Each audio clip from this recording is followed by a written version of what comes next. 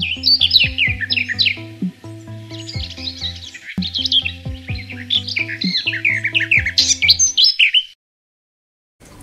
te laisse présenter. Bonjour à tous. Bonjour.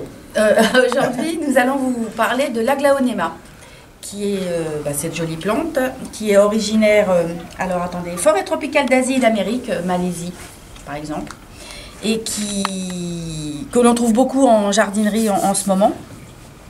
Et là, on va vous parler donc de son entretien, qui n'est pas si compliqué que ça. Non. Alors, de la famille des Aracées, oui. De la même famille, donc le Spathiphyllum, oui. Que les Anthurium. Les Anthurium. Ça, c'est la même famille. Hein. Et bon, il y en a plusieurs espèces, évidemment, là on n'en présente que deux. Hein. Alors, la variété, voilà, ouais, la variété, c'est vert. celle-ci, Silver Queen, c'est vraiment la plus connue. Oui. Hein, ça, celle-ci, donc ça fait longtemps qu'on la trouve dans le commerce. Et là, une toute nouvelle. Ça, c'est vraiment tout jolie, nouveau. hein, oui. On commence à l'avoir de plus en plus dans le commerce. Donc, de la variété, dont j'ai oublié le nom, Crête ou Creta. Voilà, qui a un feuillage donc assez original, hein, avec cette bordure de rouge comme ça. Et même d'ailleurs même les branches vraiment colorées comme ça, c'est vraiment original. Voilà. Donc on va vous faire un petit récapitulatif de l'entretien. Alors, au niveau entretien, alors déjà c'est une plante d'origine tropicale encore, qui dit tropique dit chaleur et humidité.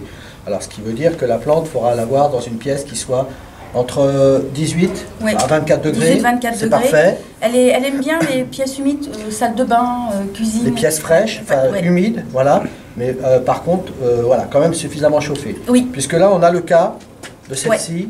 Pas en dessous de 13 degrés. Voilà, c'est une plante qui n'aime pas justement les basses températures. Et là, d'ailleurs, on le constate que quand on voit ce feuillage-là qui est sain et que là, on voit ces feuilles-là qui prennent cette couleur-là, ça, c'est mauvais signe. Ça, tout laisse penser donc à un problème de basse température. La plante a dû avoir froid. Ou d'arrosage peut-être avec une eau trop froide, puisque c'est une plante qui aime bien avoir de l'eau tiède.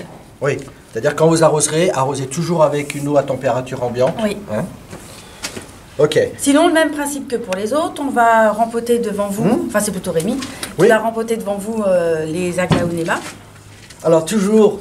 Le pot en terre cuite, toujours pour la même raison, c'est que l'humidité va beaucoup mieux se répartir dans un pot en terre cuite que dans un pot plastique, puisque le pot plastique, la fâcheuse tendance, c'est que l'humidité a tendance à rester toujours plus longtemps en profondeur, qui peut fausser le diagnostic, ne sachant pas trop s'il faut arroser ou pas. Si on pense que le dessus est sec et que finalement si le fond lui est humide, on risque de provoquer tout simplement un excès d'arrosage. Donc là, voilà. On va utiliser des pots en terre cuite. Alors toujours le même principe, le pot étant percé, on va utiliser des petits morceaux de tesson, de pot cassé, voilà qu'on met dans le fond. On pourrait mettre éventuellement un petit peu de billes d'argile dans le fond du pot, mais c'est pas indispensable. Non, là, ça va. Après, ce qui va être par contre indispensable, c'est d'utiliser un mélange, un substrat, un terreau, enfin un mélange spécial plante verte composé donc de tourbe, de terreau et pourquoi pas de fibres de coco, comme c'est le cas ici. Mais là, ça sera parfait. Ouais. Hein, voilà, donc j'en mets un petit peu dans le fond. Voilà. Voilà, bon, bah là, on distingue donc là, bien. elle n'avait pas forcément besoin d'être empotée parce que c'est une plante qui aime bien avoir les racines serrées dans son pot. Oui. Mais pour les besoins de la vidéo, on va la dépoter quand même et la rempoter dans un pot en terre. Alors, ce qui est curieux, c'est que là, je constate que la terre, elle aurait presque tendance, c'est curieux, parce qu'elle me paraît vraiment lourde, cette terre, comme si elle avait eu de la terre végétale. Ouais. Hein, là, on voit finalement sur le dessus de la fibre de coco, mais là, oui, ça ferait presque penser un petit peu de la terre végétale. Ou alors elle a été elle est vraiment très humide en tout cas.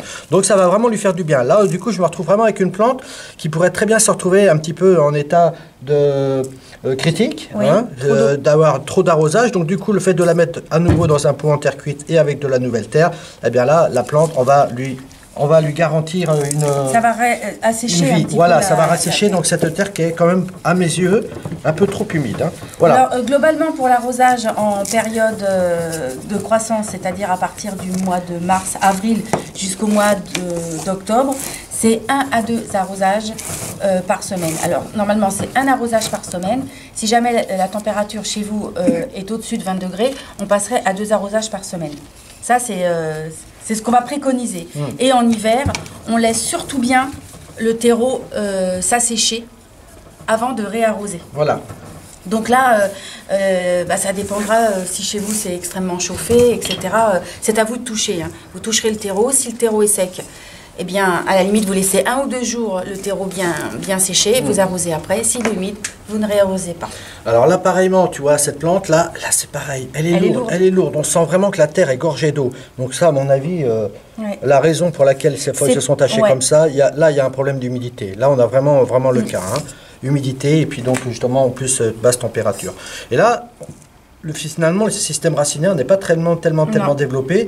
On aurait pu très bien la laisser dans son pot. Il n'était pas indispensable de la rempoter. Mais comme là, on utilise un pot finalement qui est quand même pas trop grand. Hein, ça reste encore un pot de petite taille. Et là, comme on disait tout à l'heure, ça va lui faire du bien à la plante. Elle va se sentir beaucoup mieux dans un pot en terre cuite plutôt qu'un pot en plastique. Au niveau engrais, à partir du mois d'avril, hein, pas avant, et ça sera 1 fois par mois avec un engrais spécial plante verte.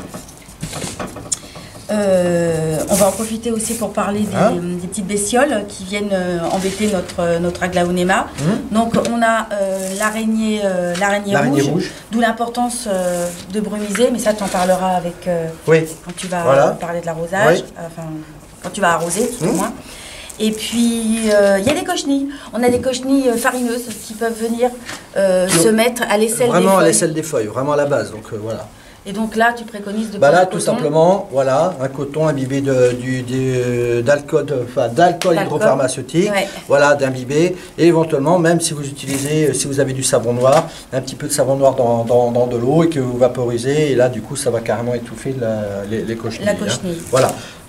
Donc là, pour l'arrosage, alors on va toujours préconiser l'usage d'une soucoupe avec des billes d'argile ou des graviers dans le fond, de manière à ce que vous mettiez toujours en permanence un petit peu d'eau dans le fond de la soucoupe, de manière à ce que, par évaporation, la plante dispose de cette humidité, puisque, je le répète encore, ce sont des plantes d'origine tropicale. Et pour ce qui est de l'arrosage, Thierry me fait un signe, et pour l'arrosage... Et là, il y avait déjà pas mal d'eau. Oui, c'est vrai, voilà, c'est peut-être ça qui me faisait signe, Thierry. J'ai vu, il a montré les dents, donc c'était pas bon. Voilà, j'allais arroser, mais non, on va s'abstenir d'arroser, puisque là, la terre était très humide, mais voilà, vous avez bien compris le principe, c'est que quand on arrose, l'eau s'écoulant tombe dans la soucoupe, et au moins, ce qui est bien, c'est que la plante, elle, ne trempe pas dans l'eau, puisque évidemment, si le fond du pot trempe dans l'eau, là, inévitablement, les racines vont s'asphyxier et la plante va dépérir. Donc s'il fait très sec, on brumise. La brumisation, de toute façon, parce que justement les plantes, ce sont des plantes qui adorent l'humidité. Et là encore, tu parlais d'araignée rouge à l'instant. Et bien là, c'est plus vous allez vaporiser régulièrement, brumiser votre plante régulièrement, et moins vous risquez d'avoir donc ces attaques d'araignée rouge. Donc au niveau méthode de multiplication, il y a 3 méthodes. Il y a le semis, mais ça va prendre beaucoup de temps. Ça prend 18 mois, donc c'est vraiment très long. Il y a la division. Alors c'est le plus courant. C'est le plus courant. C'est ce qui est le plus courant. Et puis la bouture de tronçon.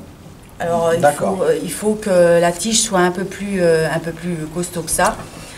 Voilà. Et puis là, ça impliquera d'avoir vraiment, par contre, de faire cette bouture, donc ça va vraiment être dans un milieu vraiment très confiné. Oui, et puis il faut... Chaleur et humidité. C'est vraiment trop jeune pour faire la bouture. Elle fait partie des plantes toxiques, aussi bien à la feuille que tout. La floraison, les petites boules sont toxiques, enfin tout est toxique, donc attention si vous avez des enfants.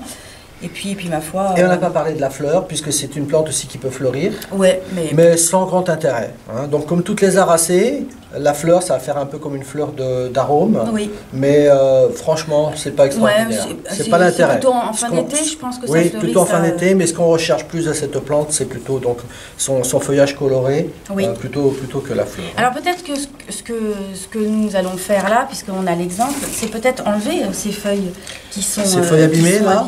Oui, bon alors de toute façon pour les enlever, là il suffira simplement de tirer. Il n'y a pas besoin de les couper. Hein. On les tire et ça se détache comme ça. On peut enlever les plus abîmés.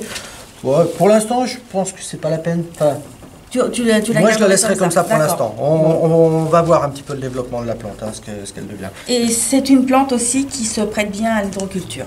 Donc nous, pour l'instant, c'est pas le sujet du jour, mais voilà. Non. Voilà. On a fait le tour. Oui, je pense. De toute façon, s'il y a des questions, vous nous connaissez, n'hésitez pas à nous écrire. Vous contactez Thierry. Voilà. On vous dit à bientôt sur RT, le pouvoir des plantes.